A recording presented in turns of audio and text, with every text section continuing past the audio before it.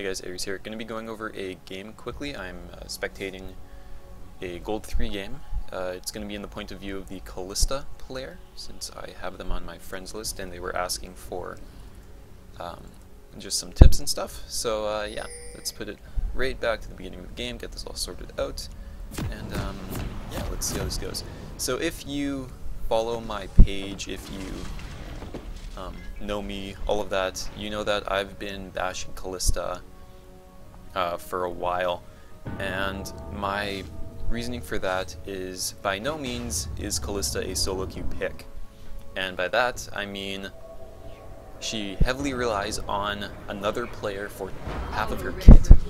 So of course you know, her passive, the mobility, is really nice to have. One, she can have a really bad laning phase, not get snowballed, and then just have a really crappy lane, end up dying. And you know, this is what I expect to see in this lane. Now, what are Kalista's two major weaknesses? Target use hard CC, and I'm giving an example. It doesn't matter if she can move around and have jump around within someone's range. They can still hit her if they just A-click her. So she's countered by target use hard CC and long range. So what does the bot lane have? Well, it has target use hard CC from Taric, which is Kalista's hardest support counter, and a Caitlyn. So you know, this is almost going to be played like a Vayne lane, so Kalista can't really get snowballed at all. So yeah, so laning phase, I'm not expecting to see a lot of plays from the Kalista player. Also, there's a Janna support, and this is also why I say Janna's not a very solo queue pick, just because at the time of Janna originally getting popular in late Season 4, people were very used to these high aggressive, kind of tanky, all-in sort of supports. And then Annie came up, and it was all Annie, Thresh, Braum, Leona, Alistar. Not as much Alistar, but then Janna came along, and to mix that also with like Lulu and Nami and some of your other utility supports, you know, Janna's completely disengaged. So fortunately it's a Taric lane, so Janna should be able to zone him off a little bit. But because of the Janna player being, or the Taric player being supported by the Caitlyn, it's going to be a tough lane. So I expect a lot of farming under tower. Not a lot of aggressive plays, especially against a Shaco jungle with a Yi jungle. So Yi's going to want to farm up a lot. Shaco's going to want to make a lot of early plays. You know that there's going to be nothing happening top lane because of the Mundo. You can't really kill secure with him. He's just trying to survive the laning phase. So it's going to be a lot of focus mid and bottom. And you know, either way, that's fine. If he gets Ezreal rolling, Ezreal has a nice mid-game spike with his Triforce. Caitlyn has a really strong early game, so the Shaco can actually go to either one of those. So yeah, not a good game to be playing a champion who doesn't have a dominating early game or mid game, or someone who's relatively snowbally. So yeah, but because of that, because Kalista is like Vayne, high mechanics, risky laning phase, relies on a support, not as like Vayne doesn't rely on a support too much when she starts rolling, but Kalista, you know, if you have a support who can't use your ult effectively, who can't auto attack when you auto attack for the extra damage off the W, you know, just things like that. Kalista is not making the most of your resources. You can go with someone like a Draven or someone like a Graves, who your support can do whatever they want and will still be helping you. But Kalista is just way too demanding on two people. So it's not just mechanically demanding on one person. Your support has to know how to play with a Kalista. And at least in solo queue, in gold, everything like that, in my opinion, it's demanding too much, or it's asking too much of your team. And again, you're not playing solo queue to have your team carry for you. You're playing solo queue to carry your team. When you're playing a carry who relies on the support, you're basically asking your team to carry you. And you know, I know that's not necessarily the case, but again, I'm just illustrating the point that Kalista is not a solo queue champion, and you can have better results with other ADCs. So Yeah, and there's a lot of time put into learning Kalista's mechanics that could have been put into learning the the game itself as a simpler ADC. So again, there's also that.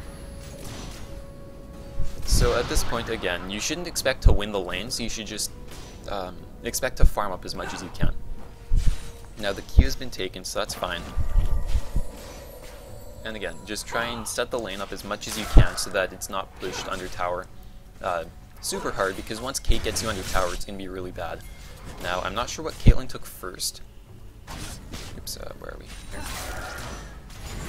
It looks like the Caitlyn took Q first. I see a lot of Caitlyn's taking Q first. That's wrong. Well, it's not wrong, but it's not the best thing you can do.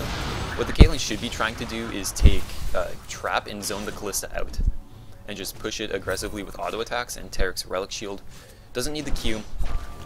Use the traps to zone them out, and then push them under tower, and then just start auto attacking them under tower. So this is... It looks like the Caitlyn's gonna die, but this is way too aggressive by the Kalista. Yeah, so a full wave of minions is attacking the Kalista. This is a ton of damage. This is more than an extra ability by Caitlyn. So the minions are hurting Kalista more than Caitlyn and Tarek combined. So this is just really bad. Don't be tanking minions level 2. Just don't do it. It's a really good way to lose games. So yeah, has to back out, gets chunked out by Janna, or by Caitlyn. Janna does too, has to burn heal. Has to burn all the summoners. Tarek's going hard. But again, nothing was gained from that. There was nothing gained. So the best you can hope to do in a trade like that is an even trade, so it's not a favorable trade. If you're only doing one thing with your decision, like if your decision's only affecting your opponent in one way, and it's at most an even trade, don't do it. Look for things that basically, and this is something from Go or Baduk, Wei Chi, multi-purpose moves. So figure out what you can do right now to have to attack multiple aspects of your opponent's play. So if Caitlyn wants to farm, if Shaco wants to gank mid, there's you can pressure bottom so that Caitlyn can't farm and Shaco's pressured bottom. So it alleviates pressure from mid as it pressures bottom, as it denies CS from your opponent. Now you can't really do that in this case, but that's just an example of something you would try to do. So always think of multi-purpose moves, but at the very least, just play safe as Kalista in the laning phase. Your strengths aren't amplified in the laning phase as Kalista. Your strengths in kiting, in engagements with your support or saving your support, it's all amplified post 6 and during team fights when you can get around melees. So that was fine, but again, Caitlyn didn't take any damage. All of that was put on the support, and the Tarek still has enough mana to heal up, and he has a health potion. So there, the flash had to be burned. But again, this is all because the Kalista player is trying to be way too aggressive in the laning phase. Just you're not going to win the laning phase. You might think you have an upper hand at some point, but you are not going to win this laning phase unless Caitlyn and Tarek mess up really big. But you don't go into this matchup thinking I'm going to be aggressive and I'm going to get kills, because it's not going to happen. You're just going to have to burn summoners and force off tower when there's a full cannon wave going to be lost to the tower. Thankfully, Yi's around here, but he should just run down and eat this. And he's not. He needs to. Yeah. So this is really nice by the Yi. Nice response. This cannon wave isn't lost. He might not get all the gold for it, but at least he's soaking the experience. So this is fine. But again, poorly executed early game by the blue side, but and it forced them to miss a lot of CS. Okay, so that was just an overstay by the red side. Yeah, it looks like Caitlyn's dead here. Complete overstay. I'm gonna go back to it. So again, at this point, you should have known that, okay, they backed at 4.5 minutes. It's not going to take them that long to get back to lane. Yi's already here. Shaco's backing off. There's going to be 3 people here, and there's only 2 people here, and we're half health with no mana. So we should back off right now. There's no point trying to be aggressive here or greedy. It's not going to happen. So that's just an overstay by Kate. Yeah. And she sees Janna here. So I no idea what Kate's doing here.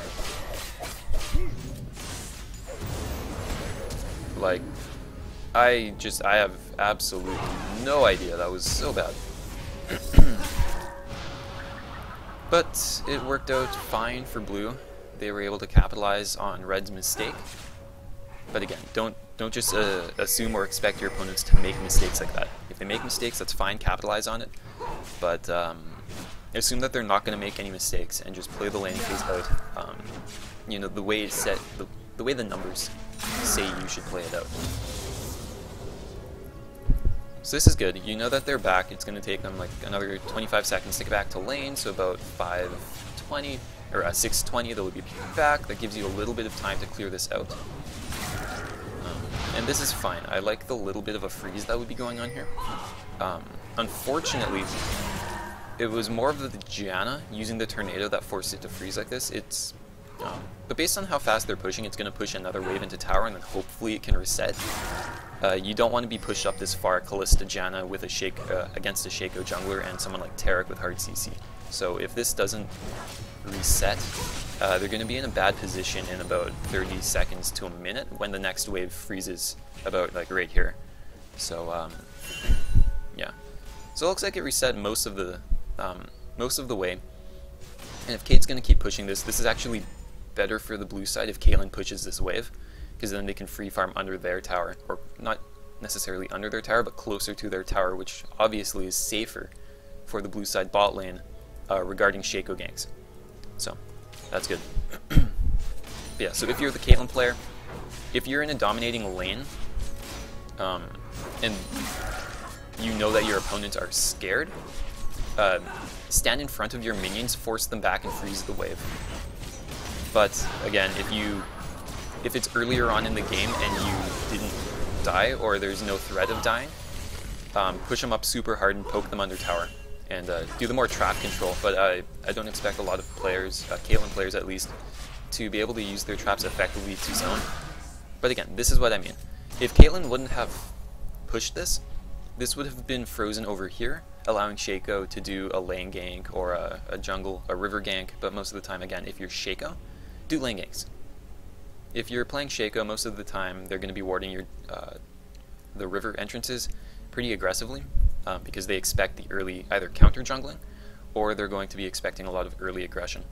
So lane ganks are very effective as Shaco because it's a 4-second stealth, or I guess 3.5 seconds. But yeah, so it's a really nice stealth. It's actually a really long stealth if you use it for its duration, and you can get like. You can queue over here and run into this brush before it wears off. So that's fine.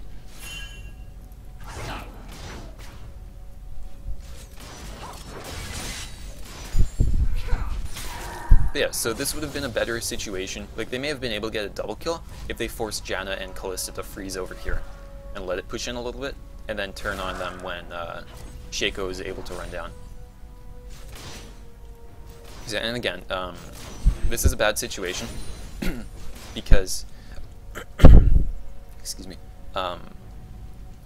Caitlyn and Taric should be able to zone Kalista off of the cannon wave if Taric is able to stand right here. At the very least, it's going to burn Kalista's trinket if it was up. So Taric needs to be a lot more aggressive with his positioning, and he doesn't need to help Caitlyn push this. He needs to zone Kalista back. So this is just improper support positioning. Your role as the support isn't to help your carry farm. You don't need to be on your carry. You need to be zoning out the Kalista, or, you know, warding jungle. But this is warded for another few seconds. Oh, I guess it's a box. Yeah, that's right. Okay, yeah. So there's a box there. So at least you'll see if Yi comes through river. But trinkets are up, not being used. That's not that great. But Taric should be playing a little more aggressively and have river warded already. Shaco uses trinket, I think, mid lane here. But, you know, there should be wards in the river for red side, and Taric should be playing a little more aggressively in here to zone Kalista back, or even right here at this point. So you can kind of make a choke with the minions. Of course, they're her minions. She still has to walk around them, but as long as Taric isn't attacking Kalista, they're not going to aggro him, and it's still going to zone her out. Caitlyn can play a little more forward in the brush and get more headshots off, and just completely zone Kalista back until Janna comes back to lane, but realize that by playing that aggressive, you're going to be forcing Yi down. So at that point, Taric and Kalista can type to Shaco, you know, we're going to, he's going to come down here, can you stay around bottom? Or something like that. If they're planning on being super aggressive like that, forcing Kalista to miss all of this, and if they didn't touch it, you know, they might even miss and get another wave lost, but they would have been able to not push it in a way that forces it pushing into them, I think. So that's how they can play it, but then as the Kalista player also, you know, you can expect them to play that way. And then say, okay, they're doing that, they're forcing me out of CS. If I know I'm going to miss this wave anyways, I can recall now and take the loss of the cannon wave, but I'm going to be full enough with enough mana that when I come back, I'm not going to miss the next wave. Or when I come back, you know, maybe double golems or Krugs will be up, and I can clear those while I wait for this lane to reset and push into me. So, yeah, but I feel like staying here. With no mana, half HP, you know, it's not bad because she's about to hit 6 in a couple waves, and because of the solo experience, see, it's not going to be before them, but, you know, it's not that bad. You can stay until 6, so just be careful of a level 6 all-in. Now, something that is noted, if you're laning, whenever you're laning against your opponent, when you can see them, make sure you click on them so you see their avatar at the top left. If the Taric was hovering over the Janna or the Kalista, excuse me, he would have seen that they just got the Dragon buff. So he would have been able to know that, okay, he was just at Dragon. Dragon died at 807, 805, around there. It's going to be up at, you know, 1405. He's on the bottom half of the map. You know, maybe I should ward River. So, yeah. So Kalista's going back, it's about to push in, but again, a little bit of a mistimed recall. Now she has to miss these minions because she has no mana. And again, if Caitlyn and Taric wouldn't have pushed so hard, these 3 minions would have died to the wave that's here. So by Caitlyn pushing, they're actually giving Kalista more CS, so just be aware of that. Yeah, so this back is pretty good. The next wave is going to be a cannon wave. So you want to make sure that you're back in lane for that. So yeah, I'm gonna have some coffee because my voice is getting sore, but yeah.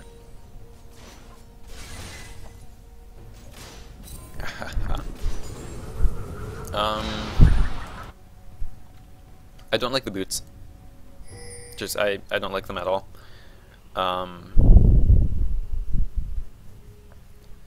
At the very least, from a Shaco, you can, if you were ahead, get level 1 boots and a dagger, then build that dagger into something. Or go level 1 boots, Vamp Scepter, and then you're a second Doran Blade. I don't like the level 2 boots here. They're not doing anything for you. You know, Taric has hard CC, and it's unit targeted. Like, yeah, okay, it helps her passive and the jump, blah blah blah, but it doesn't matter if you're jumping within Caitlyn's range. So, just be aware of that. You need to be within Caitlyn's range to attack. Your jumping range plus your auto range equals Caitlyn's range. You know, maybe a little bit more. She jumps more than 100, but keep that in mind, that if you want to CS these minions, you're within Caitlyn's range, so boots don't help you with that. Again, also, Taric, it's not a skill shot. Jumping around does nothing against Taric if he just hovers over you, hovers over you and presses E. So boots do nothing here. Level 2 boots don't. It's just a huge gold sink.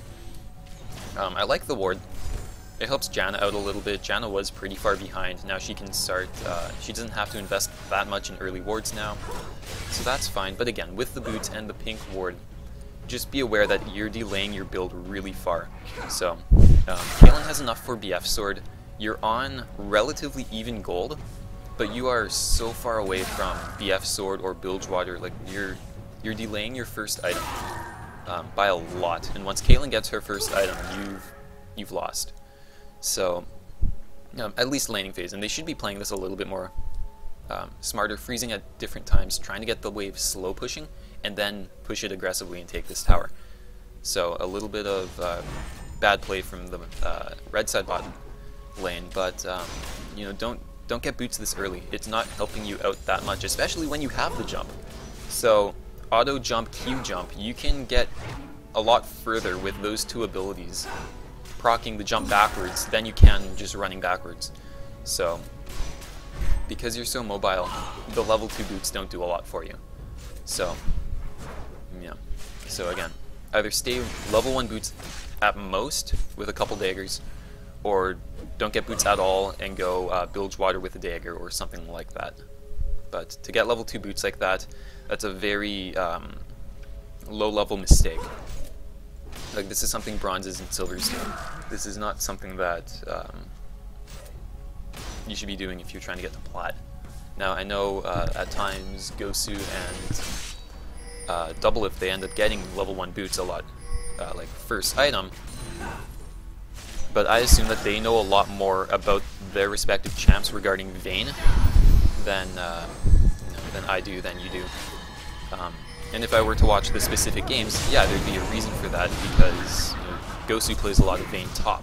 And as a top laner, they don't follow the same boot timings as an ADC. Likewise, mid lane, sometimes you want to get first item boots, or you want to start boots. Well, that's fine, because mid lane is a different dynamic than ADC. And this was just improper warding by the... Like, there's nothing really to talk about for that. It was red side wasn't warding, and red side overextended, red side got caught out. Caitlyn died without using summoners, not really sure what she's doing, but like, there's not much to talk about for that. Yeah, don't like the boots for Kalista. Level 2 boots I don't like. And getting level 1 boots forces Caitlyn into level 1 boots, which makes these ganks actually harder to execute. So that's something to consider. You getting boots forces your opponent to get boots, which makes jungle ganks a lot harder for your team. So there's that little counterplay sort of thing. And again, the things that you do as a player don't just affect you, they don't just affect your opponent, but they affect your allies because of the changes you're forcing your opponent to make. Buying boots is what's considered, or in this case, the boot dynamic, if both players were playing right, is what I call a forcing move. Again, that's something from Go. It's basically playing a move that forces your opponent to directly respond to it. And in this case, you can consider that being boots. Buying boots directly forces your opponent to buy boots, which indirectly makes ganks a lot harder for your team. So buying boots, while yes, it makes sure that you don't get ganked, it makes it harder for your jungler to gank indirectly. So yeah.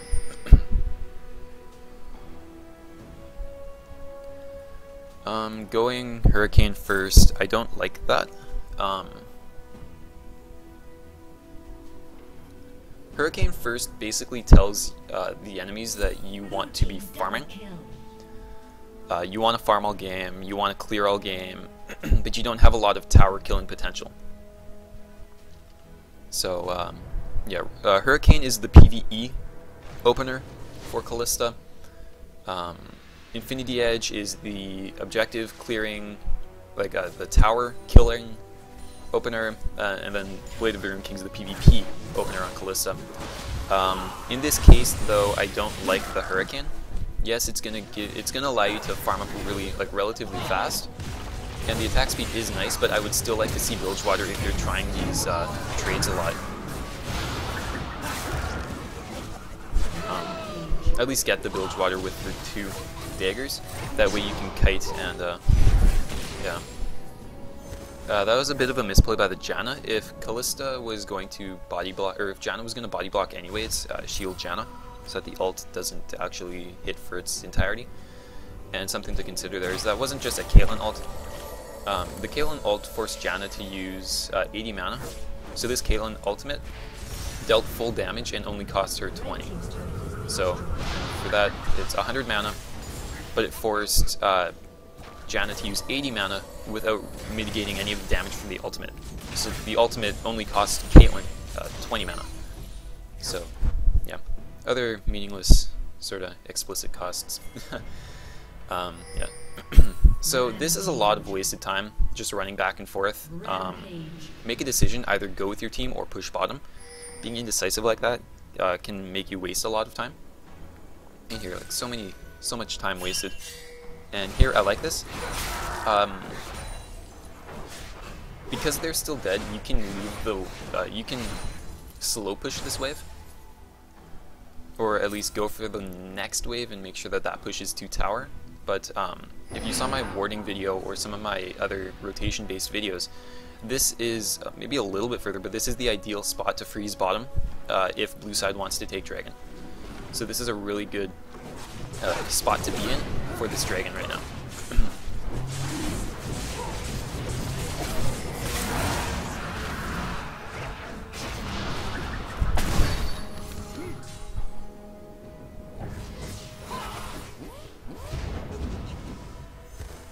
That was a little unnecessary, but yeah, whatever. Okay, just get to see this. So again, this is that's a weird teleport.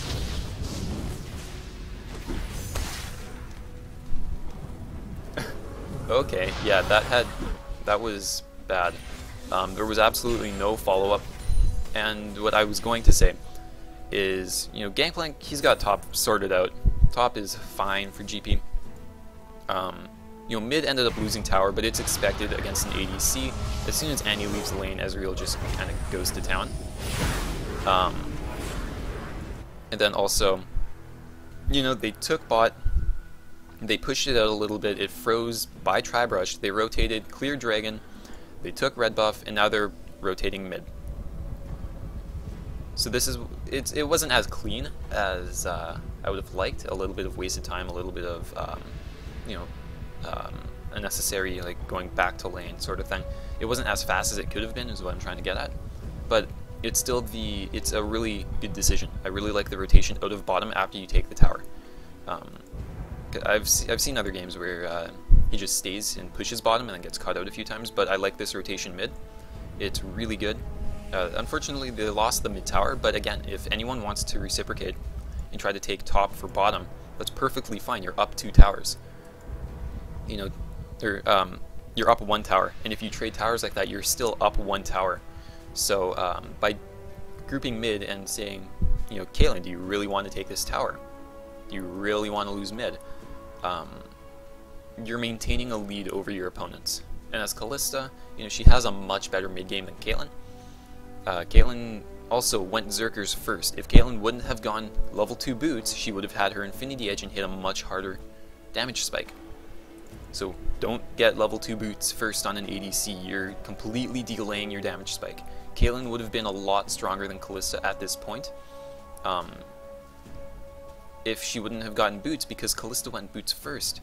That's turning the 24,000-2,500 Hurricane into a 3,500 gold Hurricane because of the boots.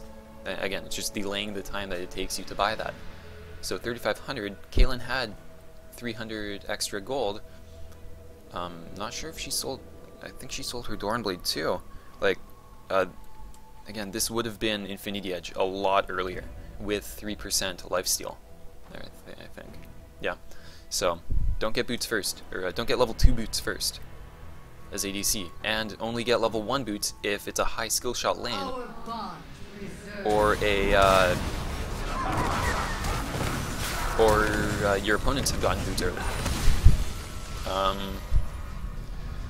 So you pause it right here.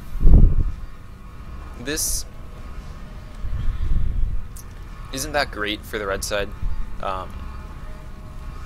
Yi is really far ahead at this point, and Shaco, like, no one has ults anymore.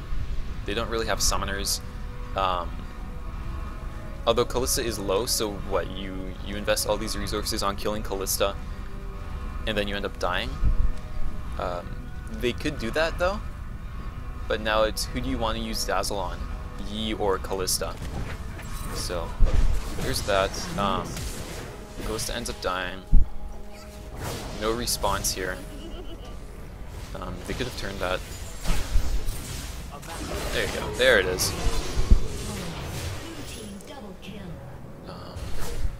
Tarek never used Dazzle at all. So yeah, red side could have turned this really easily if they would have just used abilities. But again, it's whatever. Yeah. So it looks like this was a 20-minute surrender for the red side. So yeah, so the red tower got taken. Top lane, so you know, pushing mid forced them mid. So it's again that ultimatum. Do you really want to lose this mid tower? Well, Caitlyn, do you want to take bottom? Well, hey Mundo, do you want to defend mid, or how about your top inner? So, in terms of rotations, Mundo should have stayed up here, or someone should have gone up here and wave clear this. And the outer mid is worth a lot less than the inner top. This opens up inhibitor pressure, and now this also completely removes any sort of pressure of the outer red jungle for the red team. So, yeah. But that, again, it's not just you're pressuring mid to push mid. You're pressuring mid so that it either forces your opponent to take bottom, which, you know, saying that we'll have more people mid and top because they're sending one person bottom to at least make it an even trade, or you're forcing them mid to alleviate pressure top so that your gangplank can go and push to win. So, yeah, there's never just one. You should never be making decisions just based off of one outcome. It's always based off of multiple things. So you're pushing mid for the potential for mid, for the potential to take top, and also the potential to force people away from mid to pressure bottom to at least make the trade even. So, yeah, also pressuring mid, I guess, forces people. It can either force a split pusher to push bottom, or it forces the team to group up mid, which means you're not going to lose bottom, but then you're going to force something mid. So a lot of things can come from pressuring mid after taking a tower, and the big main large picture sort of thing is regardless of what your opponents do when you take, for example, if you take bottom early and you rotate mid, it doesn't really matter what your opponent does per se, but the fact that they're responding to you puts the game in your control. And that's the big thing that you want. You always want the game in your control. When you are in control of your games, you'll win more, you'll be able to see how decisions affect the outcome of a game, and you know, then it kind of puts the ball in your court and it's your game to lose.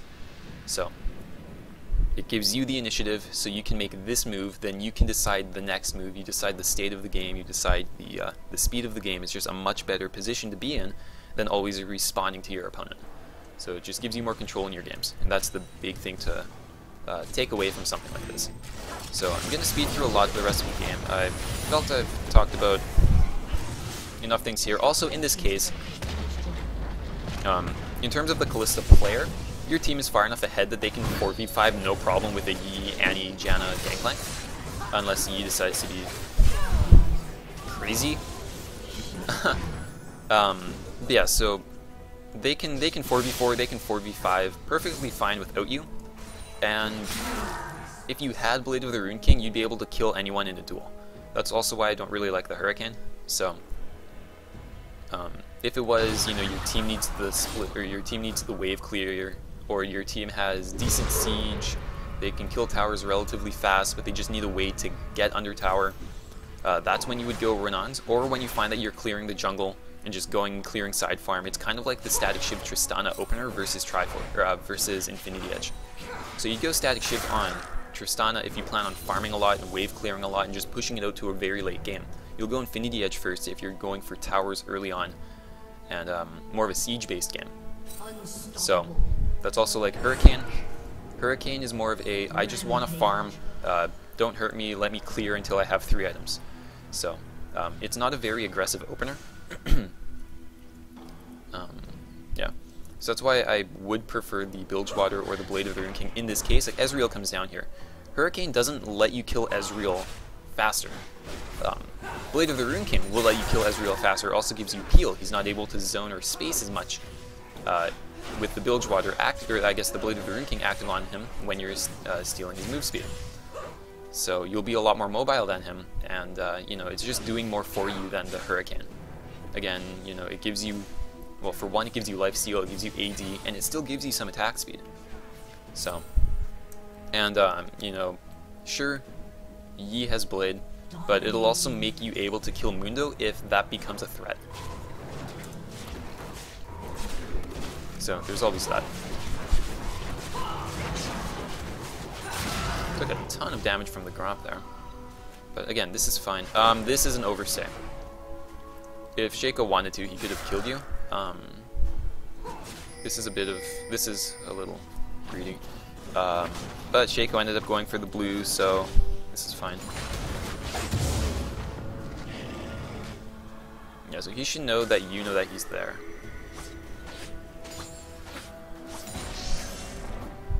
Okay, so at this point, you're really far ahead, and Baron's about to spawn. You have complete control over, the entire jungle.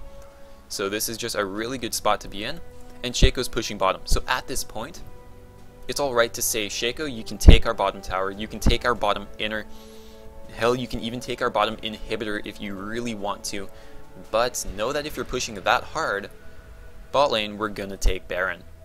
And again, sure, he can, you don't need the outer tower to win the game at this point. You're ahead enough gold that it doesn't matter anymore. Instead of reacting to the split pusher, you say, you know what, let's just take Baron.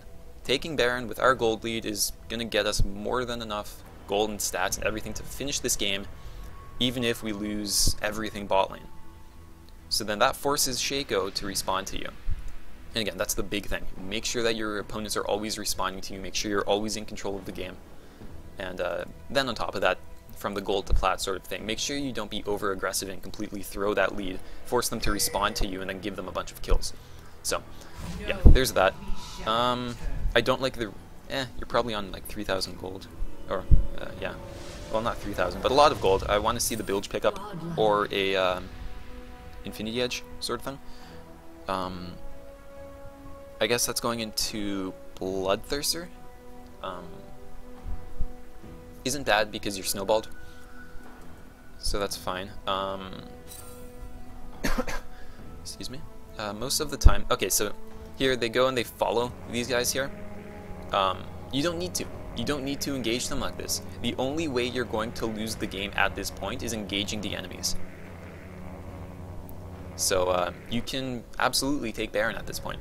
Just got 5 people, go to Baron, take Baron, and then fight the enemies. So again, the only way you can lose this fight is the only way you can lose this game is if you fight them. If you do a very unfavorable fight and you end up losing. So, yeah. Oh, that was way too early for Shaco. But again, Lee died. Yi died. That's not good. Yi has most gold on the team. Or almost most gold on the team. Him dying is a huge problem. And then Kalista runs in trying to get greedy, and then Kalista ends up dying when, again, yeah, they surrendered. But if Kalista ended up dying there, it could be a comeback for the red side. So a safer alternative to this decision is letting Shaco split push, let him do whatever he wants, and just take Baron.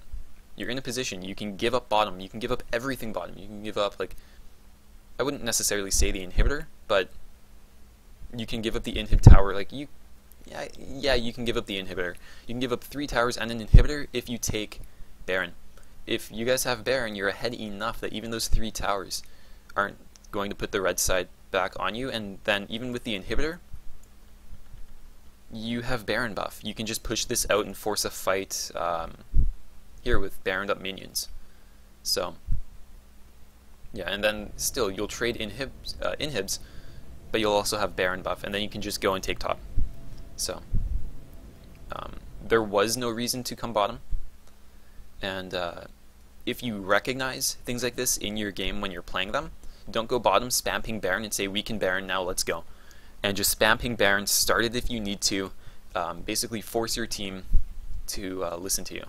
And that doesn't mean trash talk them, that doesn't mean anything like that, just you can type out in paragraphs, we don't need to respond to Shaco, he can take a couple towers, we'll be fine, let's get Baron, let's end the game. And then if Yi still goes bottom, just go Yi, we don't need to kill Shaco, just come kill Baron, we need your smite to make sure that it doesn't get stolen, or something like that. The smite security is fine. You don't necessarily need it if there's all this ward control around topside, and if their smite's out of position, but again, I'm just thinking the teleport with the Ezreal ult, with the Shaco appearing, or not Shaco appearing, but just with the lockdown from Taric. So, but again, you get a kill or 2, Shaco's bottom, that's fine, just tell your team to go Baron.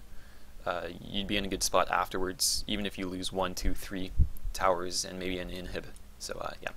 But overall, not that bad. The laning phase was still played a lot more aggressive than should have been allowed. I guess the Taric player and the Caitlyn player they either don't play those champions, don't play those roles, or did the old classic Kassadin pick because I heard they're OP or I heard they're a counter.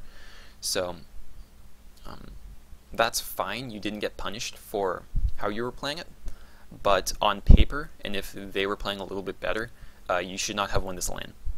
So those are things to consider, and it's always the underlying idea that just because it worked doesn't mean it's right and doesn't mean it will work all the time. So even if you win, even if you like crush them, that doesn't mean it's always going to work. And like, always be skeptical of the way you're playing a lane, and always go into it saying, am I, like on paper, am I going to win this lane? That's kind of like the whole Katarina versus Diana.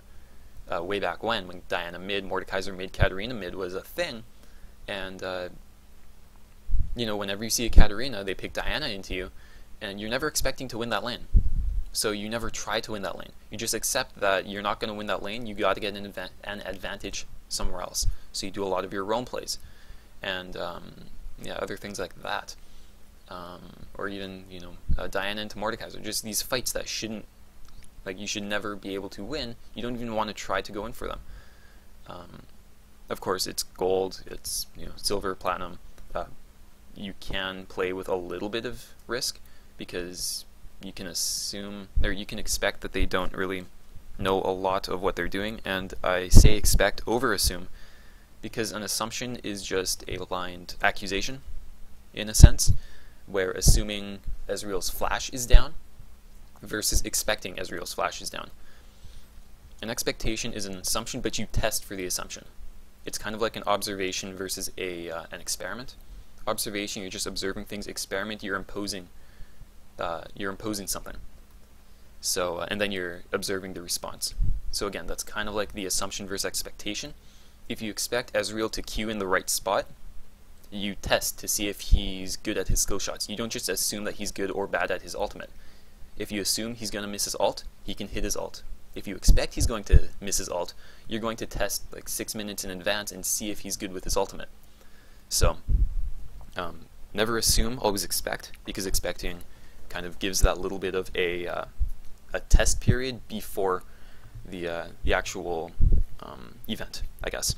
So if you assume that you're able to kill Caitlyn in a 1v1, that implies that you haven't tested that before. If you expect to win a 1v1 against Caitlyn as Kalista, it means you've gone into a custom game, you've tested the items with like relative stats, and you, for the most part, know that Kalista on BF Sword, Zerks, and Renans is going to beat out Caitlyn with Zerks and Infinity Edge reagents. So that's really the difference, and yeah, so expect, don't assume, and I think I've kind of rambled on enough. So yeah, hopefully this was helpful. If other people are watching and you want me to go over your own games, regardless what skill level you're at, I can help you improve. I can fix some of your little mistakes at the very least, if not make you climb full divisions, if not complete tiers. So yeah, feel free to check the links in the description below. Feel free to like, comment, subscribe, follow me on Twitter, and like my page on Facebook. So yeah, I guess that's about it, and thanks for watching.